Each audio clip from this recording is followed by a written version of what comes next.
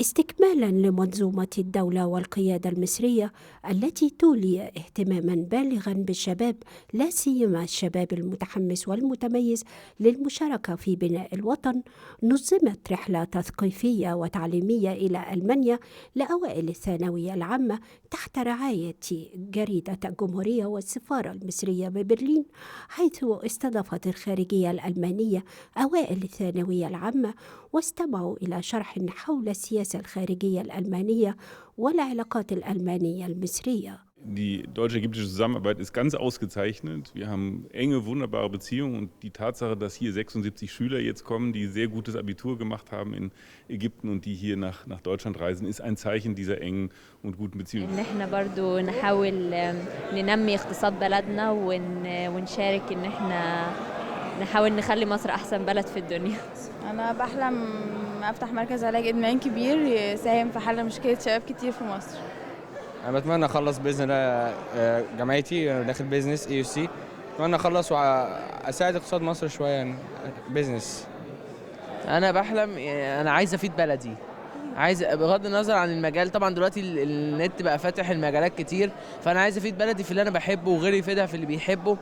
فيعني كل واحد ممكن في مجاله يعمل مصر دي بلد تانية خالص. 2016 عام الشباب المصري الذي أطلقه الرئيس عبد الفتاح السيسي باستخدام منظومة ممنهجة للاستفادة وتأهيل الكوادر المتميزة من الشباب المصري في كافة المجالات العلمية والأدبية والدبلوماسية، أيضا بمشاركة شباب خريجي الخارجية المصرية. مرة عندنا الدفعة 45 للملحقين الدبلوماسيين لسه داخلين وزارة الخارجية مع أوائل الثانوية العامة اللي بتنظمها جريدة الجمهورية. فده تجسيد عملي على مدى اهتمام الدولة ومدى اهتمام السفارة هنا بالشباب وتمكينهم، لأن هم دول اللي هيبنوا مصر وهم دول أمل مصر في مستقبل واعد وفي استقرار سياسي واقتصادي واجتماعي وأيضا أمني.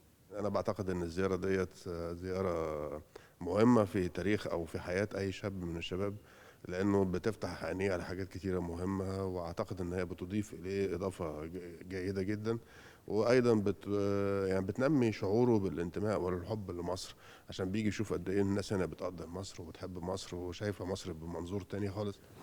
ومن هنا كان لقاء طلبة أوائل الثانوية العامة علماء المستقبل بخريجي الدفعة 45 من الخارجية المصرية سفراء المستقبل ليعزف شباب مصر من داخل العاصمة الألمانية برلين أنشودة تحيا مصر.